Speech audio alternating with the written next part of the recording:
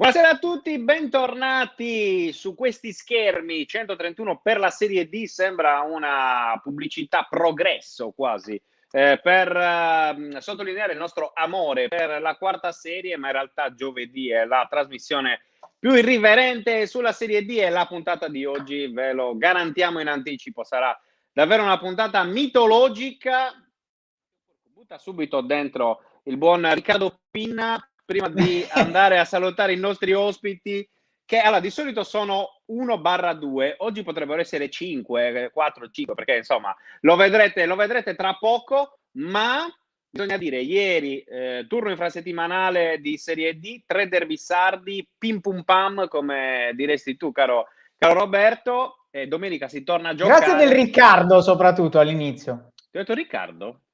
Sì, non gioco ancora nella Torres, quello è uno dei miei parenti. Perché giustamente abbiamo parlato del buon Riccardo Pinna in precedenza, che salutiamo, insomma ci aspettiamo di averlo ospite da qui alla fine della stagione, sì. Ovviamente anche per avere un altro Pinna in trasmissione, perché uno basta e avanza. Io sogno una puntata solo con i Pinna. L'assist. Beh, ci vorrebbero tipo 15 persone per fare tutti i Pinna, visto che c'è un Pinna in ogni squadra praticamente, ma direi andiamo a vedere subito i nostri ospiti. Oggi puntata in difesa, potremmo dire così, Robby. Sì, in difesa, anche se poi parliamo di due giocatori che praticamente sono dei bomber veri. Riccardo Cestaro del Carbonia, che quest'anno veramente sta segnando quasi quanto un attaccante, senza quasi, sui calci da fermo, e un Andrea Congiu che quest'anno è ancora fermo a 0, però ne fece 5 l'anno di Lanusei, l'anno magico, e anche l'anno scorso a Sassari segnò. Eccolo il buon Riccardo, direttamente dalla macchina. Che fantasmagorico collegamento è, ragazzi. Ciao a tutti. Buonasera. Ciao, buonasera, ciao a tutti. Andrea ormai è, diciamo, un aficionados delle nostre trasmissioni, sì, è stato uno dei primissimi di linea 131, quando ancora stava a Sassari insieme a Tori Pinna, quindi Andrea è davvero non una new entry, come invece è il buon Riccardo, anche se ormai il Carbonia manca davvero solo il magazziniere e Colombino, e poi praticamente li abbiamo fatti tutti. Colombino l'abbiamo già fatto in realtà, perché l'abbiamo avuto in diretta, se ti ricordi, proprio con te. In realtà hai detto Andrea Congiu, che ancora non ha segnato, ma ci prova ogni domenica, perché ci ha provato, anzi anche il mercoledì, perché ieri ci ha provato un paio di volte contro la Torres, e ci ha provato anche contro la Te Dolce domenica. Sennori, Andrea, abbi pazienza, insomma arriverà prima o poi, anche per te questo è un gol.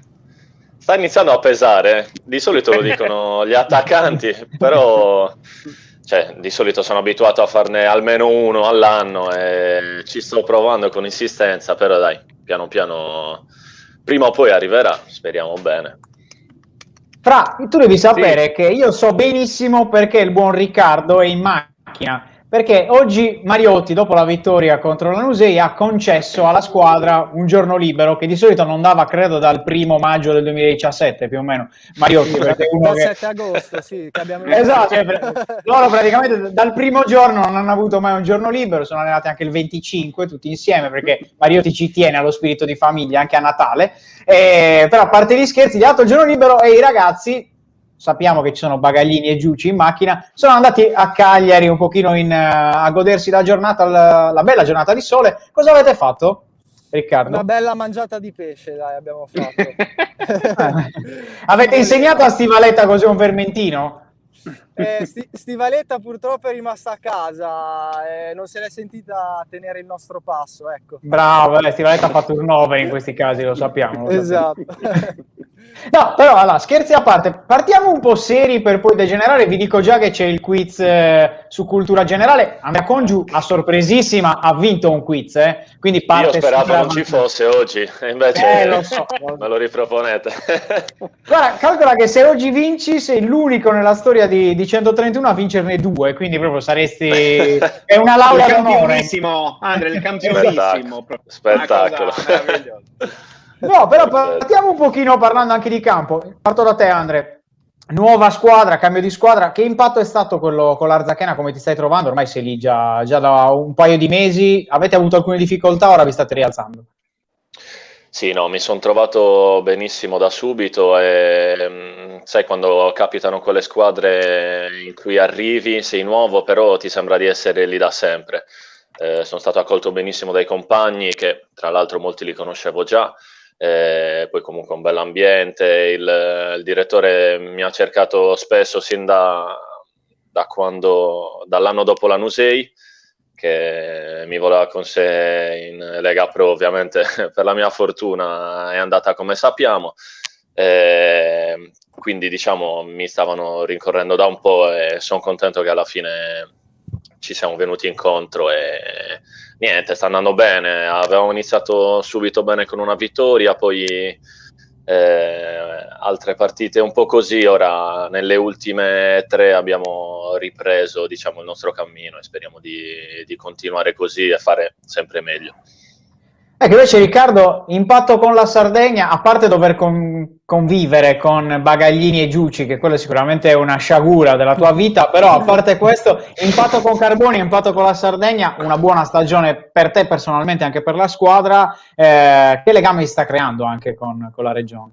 No, sicuramente positivissimo, e diciamo che qua si sta veramente bene. E in più ho trovato, ecco, un ambiente davvero bello, i compagni di squadra, società, un ambiente quasi familiare, ecco. Quindi tutto benissimo, davvero. Ecco, invece sui colpi di testa, visto che sei a 6-7 gol, se non sbaglio, in campionato, Mariotti te ne ha dato 7, però secondo Transfermarkt, anche secondo Diretta, 6 a 6. Quindi non so se c'è qualche gol. Sono 6. Esatto, solo è il mister che te ne ha abbonato uno, però vabbè, magari Esatto. lo farai da qui alle prossime sicuramente. Hai sempre segnato tantissimo, anche nelle tue precedenti esperienze, non così tanto come quest'anno. È un fondamentale che hai sempre avuto anche da ragazzino o che hai allenato nel tempo? Come si stacca? Perché poi alla fine li fai quasi tutti di testa, no? Sì, esatto, no, l'ho quasi sempre avuto. Ho fatto 2 gol il primo anno a Fiorenzuola, poi 4 a Zola e l'anno scorso 3. Però sì, è una cosa che c'hai, non che alleni. Diciamo che poi ci vuole anche tanta fortuna, perché devi attaccare uno spazio e sperare che la palla arriva lì. Quindi quest'anno 6 volte è arrivata lì la palla e è andata bene. È andata bene, come è andata bene all'Arzachena, Andre, nelle ultime partite, 2 vittorie e 2 pareggi, vi siete anche tolti dalla zona, in teoria, play-out, poi ancora non si sa bene cosa succederà con le retrocessioni, con i play-off, al momento sarebbe tutto congelato, però se ripartisse l'eccellenza e la proroga, no, del calciomercato arrivata nelle ultime ore fino al 31 marzo indica, è un po' un indizio, se vogliamo, della possibile ripartenza, no, del calcio, almeno in eccellenza. Ti chiedo, Andre, tu sei uno dei più esperti, paradossalmente però siete riusciti a togliervi un pochino fuori dalle sabbie mobili nelle ultime partite con diverse assenze di giocatori esperti. Penso per esempio con la Torres mancava Ungaro, ma in generale avete avuto diversi giocatori che non sono al massimo, penso a Molino. Che risposta hanno dato appunto i giovani a Cerbone, che ieri ne ha parlato molto bene secondo te? Beh, ti ripeto, da quando sono arrivato io siamo partiti subito con una vittoria, poi abbiamo fatto qualche risultato un po' così, ma comunque dal punto di vista del gioco c'eravamo, dovevamo semplicemente compattarci un po' di più, cosa che abbiamo fatto con la Fragolese. Ci siamo guardati in faccia perché stavamo iniziando a subire troppi gol e si sa che per ottenere dei risultati importanti di squadra bisogna cercare di subirne meno possibili, e da lì abbiamo provato a ripartire, abbiamo fatto un ottimo pareggio con Latina. Secondo me potevamo fare anche di più ieri, forse siamo arrivati un pochino stanchi alla fine, perché comunque giocare ogni 3 giorni non è facile. E, come ti ho detto prima, ci siamo compattati, ci siamo guardati in faccia, ci siamo detti che dovevamo dare tutti qualcosa in più, e sono contento anche che comunque quel qualcosa in più sia arrivato anche dai giovani, perché comunque ad esempio Rossi è in un periodo importante, ma anche Bacchini col cambio di ruolo sta facendo molto bene, ma un po' tutti in generale. Ecco, tra l'altro Maurizio Meloni ci segnala nei commenti che sei un grande figlio d'arte, perché tuo papà Marco era un giocatore del Carbonia, e anche un po' di legame con il buon Riccardo. Sì, si chiama Gianluca mio padre, però ecco. sì, è stato giocatore del Carbonia. Vabbè, Sì, Marco, no, infatti. però a Carbonia l'hanno chiamato Marco perché Gianluca è lungo, molto probabilmente. Esatto. Sì, no, è stato a Carbonia e infatti quando è venuto qua al Carbonia un giornalista di cui ora mi sfugge il nome si ricordava Renato, di forse. lui, mi ha chiesto oddio, io con la memoria non vado molto d'accordo.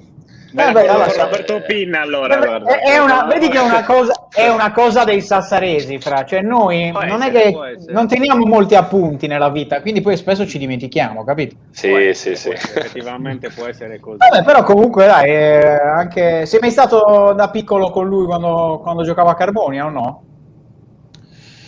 No, non ero nato ancora, lui Ah, figurati. era giovane ancora. Sono Che invece stato a un po' proposito... in giro per l'Italia, ma ero comunque piccolino. Ecco. Invece, a proposito di ricordi da ragazzino, vorrei tornare su Riccardo per chiederti due cose. Uno, ho visto sul tuo profilo Instagram, mentre da dietro vedo il buon Giucci che è più bravo a sfuggire alle inquadrature che ai difensori ultimamente, diglielo. Sei più bravo a sfuggire alle inquadrature che ai difensori ultimamente. Perché stiamo bullizzando il povero Ador? No, ma Ador, gli vogliamo un bene dell'anima, ovviamente, al buon Ador, no? A parte gli scherzi, però... Esatto. A parte gli scherzi, Riccardo, ho visto che da ragazzino uno dei tuoi idoli era Portanova, no? Sì. Del periodo che stavi a Bologna. Ti chiedo, vabbè, anche lui difensore col vizietto del gol, però in generale ti chiedo un ricordo anche di quegli anni in primavera. Ho guardato un pochino, con te giocava anche Frabotta, che adesso è la Juventus, quindi comunque un Bologna non, diciamo, esaltantissimo come primavera, non era ancora la primavera magari di questi anni qua, era un po' meno seguita, però c'erano già alcuni profili interessanti. Sì, c'erano già profili importanti, tanti giocatori che poi comunque sono arrivati a fare i calciatori professionisti. E ricordi in particolare, ti dico il Viareggio, dove siamo andati avanti fino alle semifinali. E quindi dove comunque incontri anche giocatori del calibro tipo di Scamacca, Pinamonti, e quindi insomma è stata una bella esperienza, soprattutto anche incontri allenatori importanti, vedi Colucci che ha anche giocato qua a Cagliari, che ti lasciano insomma tanto, oltre che dal punto di vista calcistico anche dal punto di vista umano, perché ti fanno insomma vivere sulla tua pelle quelle che sono state le loro esperienze, e quindi sono stati anni davvero belli. In più per Portanova mi piaceva perché io da piccolo andavo sempre allo stadio, ci davano insomma il pass, giocando nel settore giovanile del Bologna, ci davano il pass per entrare allo stadio. Io ogni domenica chiaramente vedevo lui e mi piaceva e mi ispiravo a lui. Tra l'altro, se non sbaglio, hai avuto anche Dionisi, no? Lì a Bologna, che sta facendo quest'anno benissimo a Empoli, il mister. A Fiorenzuola Ah, Fiorenzuola, scusa, hai ragione. Sì. Ti consiglio a breve di fermarvi perché secondo me state molto bene anche con lui. Ti consiglio tra un po' di dire al cap di fermare la macchina perché secondo me state arrivando a Giba. Lo vedo proprio le tacchette che si stanno abbassando. Esatto.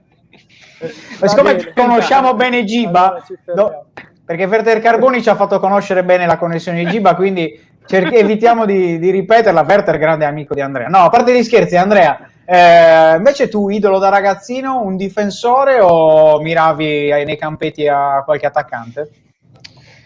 Vabbè, per me c'è da fare un discorso diverso. Io nasco, diciamo, come centrocampista, quindi negli anni ho cambiato notevolmente. Poi hai perso i piedi da centrocampista, cosa è successo? Li hanno sostituiti? No, magari forse per il passo. Anzi, ti dirò che ero un centrocampista che si inseriva e faceva gol. Il mio primo anno a Brescia ho fatto 7 gol. Quindi era una mezzala di inserimento. Poi ovviamente con gli anni, con il fisico che cambia, le qualità tecniche, le caratteristiche in generale che cambiano, gli allenatori che ho avuto mi hanno visto più come un difensore e ti dirò mi ha cambiato questa cosa perché mi trovo nettamente meglio ovviamente da difensore e penso che mi abbia anche permesso di migliorare dal punto di vista calcistico decisamente.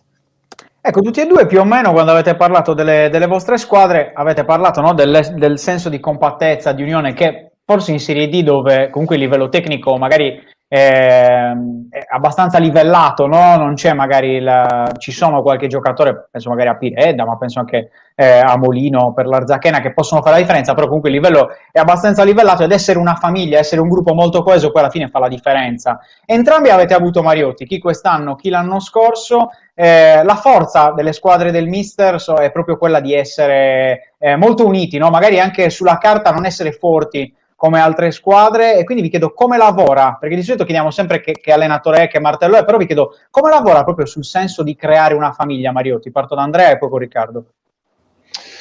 Ma il mister secondo me riesce a creare questa unione.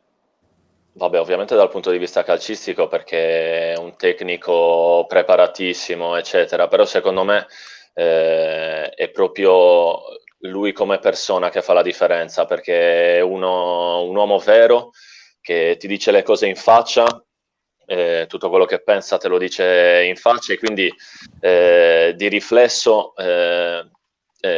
ti dà tutto se stesso, e quindi viene da sé che noi giocatori diamo il massimo per lui. Riccardo? Ma mi ricollego a quello che ha detto Congiue, assolutamente. Il mister è bravo soprattutto coi giovani, secondo me, a creare quello che è un obiettivo comune, cioè secondo me una squadra alla fine giovane come quella che abbiamo noi, come quella che era la Torres l'anno scorso, è quella di riuscire a migliorarsi sempre, insomma, a cercare sempre di migliorarsi e a porsi obiettivi sempre più grandi. E in questo si crea anche il gruppo, perché chiaramente se si rema tutti dalla stessa parte è più facile creare il gruppo dopo. Francesco? Sì, volevo chiedere ad Andrea, perché io ho visto le ultime due partite dell'Ardachena, sia quella con la Dolce e quella con la Torres, e insomma, rispetto magari anche al passato, vedere Danilo Bonacquisti invece che a centrocampo giostrare da terzino destro, magari a qualcuno può essere sembrata una scelta particolare da parte di Cerboni. Invece secondo me è forse la scelta vincente dal punto di vista tattico, perché Danilo, che salutiamo, ovviamente anche lui è stato nostro ospite qui a giovedì, però insomma è il primo play già dalla difesa, fa ripartire l'azione, che è un ruolo un po' particolare, no? Perché non in tante squadre il terzino destro fa ripartire l'azione, al di là ovviamente dell'apporto dal punto di vista del carisma. Quindi volevo chiederti un po' com'è giocare con Danilo terzino invece che magari a centrocampo, e soprattutto quali analogie ci sono o quali differenze tra Cerbone e Mariotti, perché anche Cerbone ieri nel post partita ha sottolineato il lavoro con i tanti giovani che state facendo lì all'Arzachena, perché ricordiamo insomma sono tanti i giovani di valore del club smeraldino, quindi insomma un po' queste sono le mie curiosità. Ma Danilo è un jolly, è un uomo squadra, un uomo spogliatoio, quindi ovunque lo metti fa sempre la sua prestazione. Averlo messo là è coinciso anche con l'infortunio di Pandolfi, che era arrivato da non tantissimo e ha avuto un infortunio muscolare. E con il passaggio di Bachini come terzo in avanti.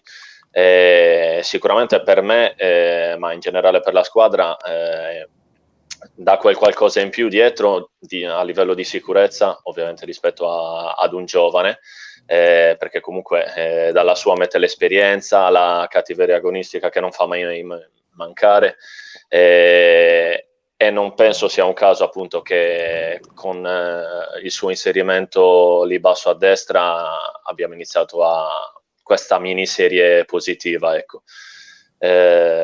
Analogie tra i mister, sono sicuramente tutti e due molto preparati, preparano benissimo le partite, ti aprono un mondo dal punto di vista tattico, perché lavorano spesso nell'11 contro 0, quindi ti fanno vedere delle dinamiche che magari a volte possono essere scontate, però quando poi ti metti in campo e le vedi e le fai, ti cambiano tutto e ti mettono anche più serenità nella giocata la domenica. Quindi penso queste siano più o meno le analogie. Quando poi comunque si incazzano, chi è che fa più paura? Io una bella incazzatura con Mariotti l'ho vissuta, che non sto qui a raccontare, però il mister è... No, ma dicono che invece dopo il 4-1 al Vanissana fosse tranquillissimo, guarda. Non ho capito. Ieri. Abbiamo passato 2 giorni, guarda. Vai, Andrea.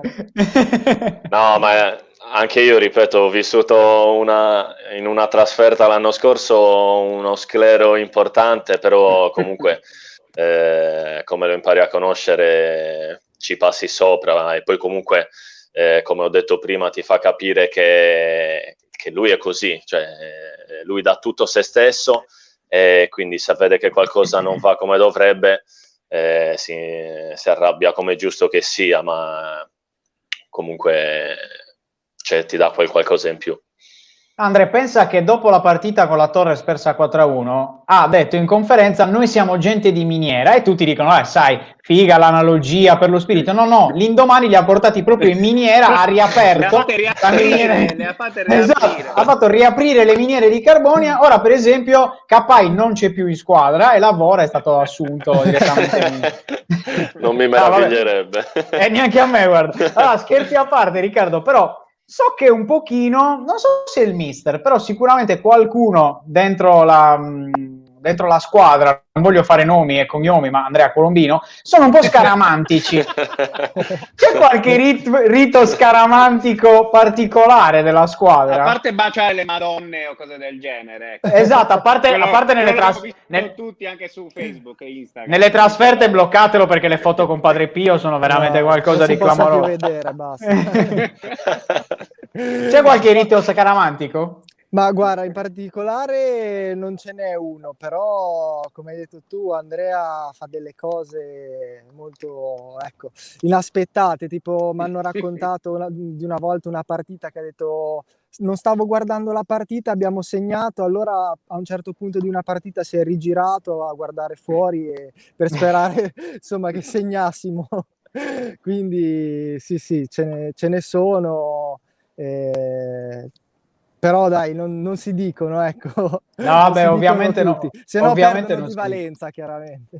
Esatto. No, a parte tutto, però, il buon Andrea Colombino ha descritto praticamente la vostra foresteria a Giba un pochino come, che ne so, un congresso di premi Nobel, di fatto, no? Perché c'è chi studia, c'è chi sta prendendo lauree su lauree. Qual è la passione di Cestaro, invece? C'è Giucci ricordiamo, Giucci ha fatto una finale mondiale di scacchi, se non sbaglio. Esatto, Giucci sì, è scacchista professionista proprio, anche lui.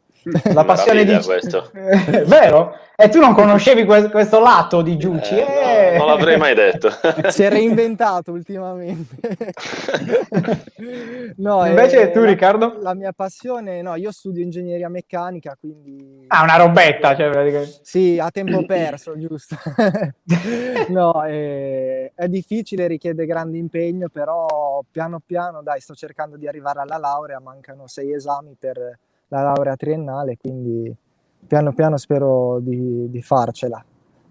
Spero. Bellissima cosa. Prima del quiz, ragazzi, volevo fare un'ultima domanda ad Andrea, perché abbiamo un po' parlato, no, del tuo passaggio all'Arzachena, però sicuramente rimane anche, no, il dispiacere di aver lasciato la Torres in un anno così. Tu sei uno di quelli che sono rimasti dopo la rivoluzione in casa rossoblu. Quanto c'è di dispiacere nell'essere magari finito un pochino ai margini e poi aver dovuto anche un po' cambiare aria, non dico forzatamente, però comunque perché hai capito che non era più la stagione un po' per te? L'ho già scritto ampiamente tempo fa. Sicuramente dispiace, poi io, essendo di Sassari, ovviamente è una maglia che sento ancora di più. Come avevo scritto, appunto, io sono sempre quel ragazzino che stava qualche anno fa in Curva Sud durante Torres Napoli, e quindi ha voglia, cioè si dice la Torres è la maglia, però alla fine è così. Poi ripeto, per uno di Sassari ancora di più. A maggior ragione non mi aspettavo di essere trattato così, dopo comunque che l'anno prima si era fatto così bene, e dopo essere stato l'unico, appunto, di tutti quelli che c'erano l'anno scorso a rimanere. Quindi penso sia normale che mi aspettassi un trattamento diverso. Così non è stato, la società ha voluto fare scelte diverse. Ho preso atto della loro decisione, è arrivata questa chiamata e sono stato comunque ben contento di poterla cogliere, e darò sicuramente il massimo per questa maglia adesso. Certo, assolutamente. Non ti chiedo ovviamente adesso che comunque la squadra un pochino, anche la Torre si è ripresa da quando c'è mister Graziani, però una curiosità, ecco, secondo te cosa non ha funzionato all'inizio, diciamo, alla Torres? Bella domanda, non è sempre facile. No, te lo chiedo perché anch'io me lo sono chiesto, però non ho trovato un'unica risposta, ecco. Ma ti dico che anche io me lo sono chiesto e non sono arrivato a una conclusione vera e propria. Purtroppo come è successo qua d'altronde ad Arzachena, che non riuscivamo a fare quei risultati, purtroppo magari lavori tanto, vedi che comunque c'è quel periodo che non ti gira, allora ti devi guardare in faccia e cercare di compattarti. Questo non è successo, poi la società ha voluto ribaltare tutta la situazione, quindi magari questa ventata d'aria nuova ha fatto sì, appunto, che si riuscisse a rientrare un attimo nei binari. Però se mi chiedi un motivo vero e proprio, in questi casi è sempre troppo difficile dirlo. Certo, troppo difficile dirlo, ancora più difficile rispondere alle domande del nostro quiz, caro Francescaresi. Mamma mia, ragazzi, mamma mia. Allora, siccome ero stufo di fare Conosci il tuo avversario, oggi è un quiz di cultura generale, cioè come se, vabbè, tu comunque da studente di ingegneria meccanica sei stravantaggiato, perché comunque qualche quiz lo avrai fatto. Sono 3 domande a testa, una di politica, una di geografia e una di storia. Proprio, ma tutte quindi riguardano la cucina. Non si sa come, però verso fine è riuscito. Sì, esatto, in qualche modo. Ho chiamato Mister Loi prima di farle, mi ha detto guarda che qua c'è un fil rouge che tutto si collega. No, a parte gli scherzi, quando vuoi iniziamo. Mister Loi, ovviamente. Iniziamo, tanto sta gestendo Matteo Porco la regia, quindi ok, perfetto. Il quiz dovrebbe proporlo lui. Inizio con il grandissimo favorito di oggi, ovviamente Andrea Congiu, perché avendo già vinto. Grandissimo favorito. Vabbè. Allora, Andre, questa è facilissima, da sassarese non me la puoi sbagliare. Ecco. Allora, è nato a Sassari il 26 luglio del 1928 uno dei politici più rappresentativi in assoluto dell'intera Prima Repubblica Italiana. Di chi sto parlando? Non è neanche a crocette. No, questa è troppo facile. Un grande politico nato a Sassari. Cossiga. Bravo, 1-0, vedi, allora non devi sbagliare. Ma sono tutte... Una di meno. Devo essere sincero, sono stato un po' bravo nel fare le domande, perché molti mi accusano di farle troppo difficili, quindi ho deciso di... Maurizio Leoni sta partecipando a rispondere. Grande Maurizio! Come si chiamava il padre di Andrea Congiu? Non lo so se lo sa. Scherzo Maurizio, Maurizio, ti vogliamo benissimo. Allora, torno dal buon Riccardo. Che carica ricopriva l'attuale premier Draghi prima appunto di fare il primo ministro in Italia? Il presidente della BCE, della Banca Centrale Europea. Bravo, 1-1. Le domande politiche in questo quiz, ragazzi, le domande erano facili, però io le ho abbassate perché tutti i precedenti giocatori arrivati dal Carbonia non avevano il livello di Cestaro, ragazzi. Invece Cestaro va proprio a staccare un po' come quando stacca di testa. È che quando Cioè, per esempio, il governo Draghi, ho detto, ma sto Draghi da dove è saltato fuori? Sono andato a ah, pensavo, ma Draghi è davvero un drago? Riccardo è uno che si fa le domande, quindi potrebbe essere un ottimo inviato di 131 in futuro. Riccardo infatti andrà a seguire l'Arzachena quando non vuole più, che è sempre complicato trovare qualcuno all'Arzachena. Riccardo già assunto, non come Bagaglini che lì a fianco mi sa che non ne ha azzeccato manco una, diglielo. No, non ne ha azzeccata mai una al pezzone, dai. Una sì. Allora, torno da Andrea con la domanda di geografia. Andrea, qual è il paese più piccolo del mondo? Non è così difficile. Paese inteso come nazione? Sì. Oddio. Dai, lanciati. Pensa ai paesi piccolissimi che ti vengono in mente. La Città del Vaticano, no? Grande! 2-1, clamoroso! Era indeciso tra Città del Vaticano e Osilo, però poi alla fine esatto. Ma Osilo è un po' più grande. Si è ricordato Osilo è un po' più popolosa. Si è ricordato di una trasferta con Torre-Pinna, quando il dottore gli ha fatto, ma sai che Osilo sembra un piccolo Vaticano, e da lì ha capito tutto quanto. Esatto. Torno dal buon Riccardo. Fino ad ora non avevo mai avuto un perfect così. Io sono emozionato, ragazzi.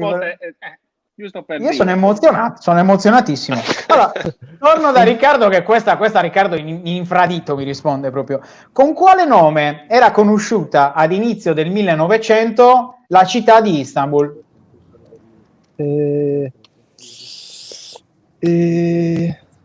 Era... Giuro che la sapevo questa. Anch'io. Istanbul era 1, 2, no, non mi viene, 3. Non mi viene. Costantinopoli, esatto. Aia, questa vabbè, Sant'Adi, potevi rispondere Sant'Adi. Esatto. L'avremmo comunque accettata. Sant'Adi era accettata, Molto perché comunque era il nome. siamo lì. Sì, perché Sant'Adi è il nome arabo di Costantinopoli. Allora, poi invece terza domanda per Congiu, che qui rischia di stravincere. Attenzione, ragazzi, io ve l'ho detto che era favorito. Cioè, Congiu è uno che i quiz di 131 è proprio con la sigaretta. Esatto, cioè li fa proprio così. Te la sta lanciando, Andre, Sì, è già sbagliata questa. Già sbagliata. Questa è facilissima, questa è proprio facilissima. Allora, Andre, l'anno preciso della rivoluzione francese. Ecco. Cioè, te l'ho detto, io date e cose di memoria non mi ricordo proprio, faccio anche una figuraccia perché...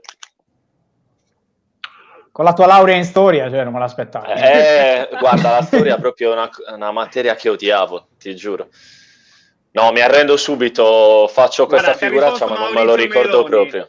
Guarda, grande Maurizio da casa, Mettetemelo 1789, è in scaletta, è facile da ricordare. Per quello. Attenzione, perché in questo momento Riccardo può pareggiare. Ricky è calcio d'angolo al 94esimo. Tu di solito qua sei uno che la piazza. Cornata. Esatto, pronto per incornare. L'anno del primo allunaggio dell'uomo sulla Luna, appunto, perché è allunaggio. Allunaggio dell'uomo 1958. No! Ah, attenzione, 1958 è l'anno della prima sonda mandata sulla Luna, però è il 1969, caro.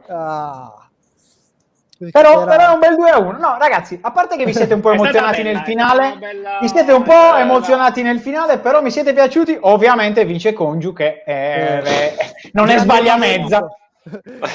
Alla Snyder era data 1-0-1. Esatto, cioè Congiu alla SNAI sui quiz. D'Arzachena la corona per Andrea. Vabbè. Faremo anche una cerimonia, perché giustamente, insomma. Va bene, Robby, direi che abbiamo abusato della pazienza, soprattutto di Bagaglini che sta guidando, immaginate.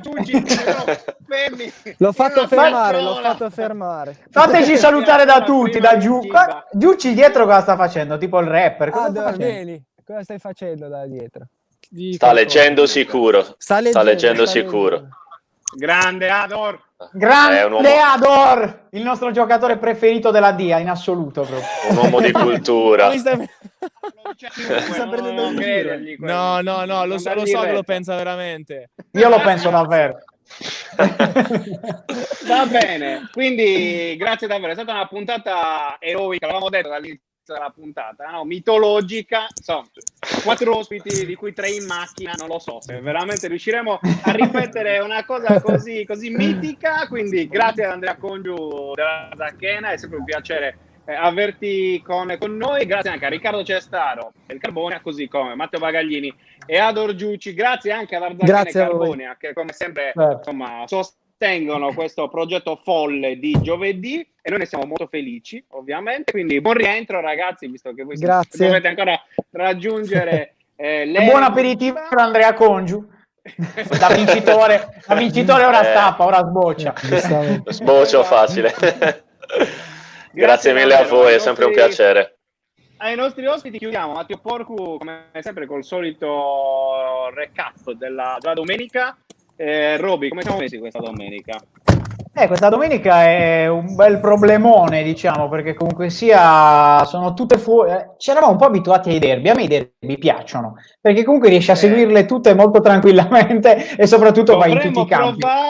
Dovremmo provare ad avere almeno 8 squadre sarde, 10 squadre sarde. Esatto, almeno qui ci sono più derby. Sì, da aumentare la possibilità di essere sempre in Sardegna.